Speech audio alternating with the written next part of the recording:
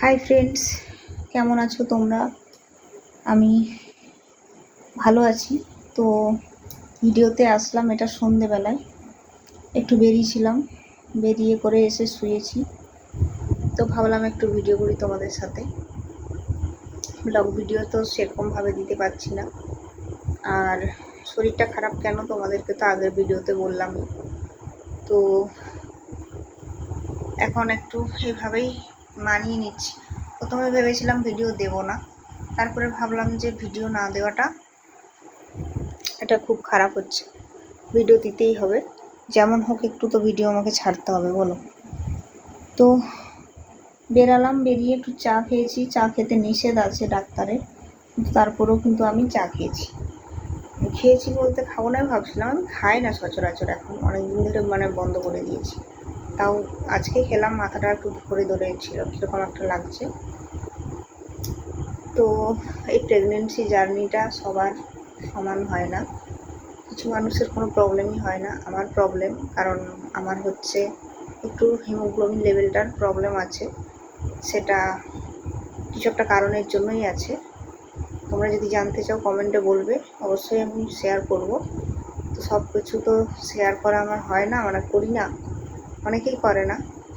তো আমার হিমোগ্লোবিন লেভেলটা প্রচুর কমে গেছে, একদম খারাপ, 6.8 হয়ে গেছে।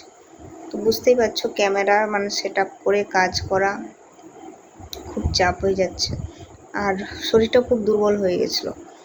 তো তারপরে হচ্ছে ডাক্তার বললো যে খুব ভালো করে খাওয়া দাওয়া করো, নয়তো কিন্তু হিমোগ্লোবিন লেভেলটা না বাড়লে রক্ত কিন্তু দিতে হতে পারে।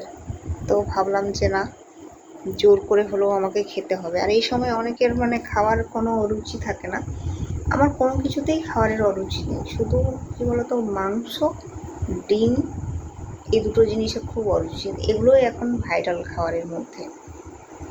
তো এখন রাত্রেবেলাটা একটু সেদ্ধ ভাত খাচ্ছি, সেদ্ধ ভাত, ডিম সেদ্ধটা রাখছি, কারণ ডিমটা আমার যে করে খাওয়া হয়ে যাচ্ছে, আর মাংসটা জোরজার করে খাচ্ছি। মাংস, চিকেন ছাড়া তো খাই না, মটন তো একদম পছন্দ করি না আমি, আমি ছোটো থেকেই খাই না মটন। তো এই শুলাম, আমরা তোমাদেরকে একটু বলেই দিই যে আমার কী প্রবলেম। তোমরা ভাববে যে প্রত্যেক দিন বলছে শরীর ভালো নেই, কী হয়েছে, তোমাদের সাথে শেয়ার করছি।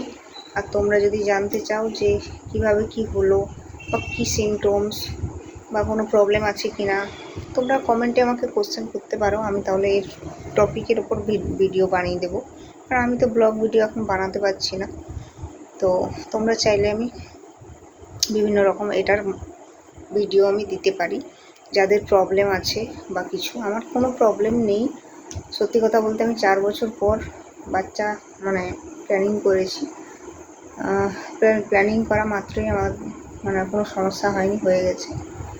আর 4 বছর আমি নিজে পড়াশোনা করছিলাম, সেটাই ছিল মেন কারণ। তো এই যা অবস্থা, তো যাই হোক, ঠাকুরের দয়ায় সব ঠিকঠাক চলছে। তো ব্লগ ভিডিওটা আর বড় করছি না, যদি তোমাদের কিছু জানার থাকে অবশ্যই কমেন্টে বলো, আমি তোমাদের সাথে শেয়ার করবো। তো চলো, টাটা আজকের মতো।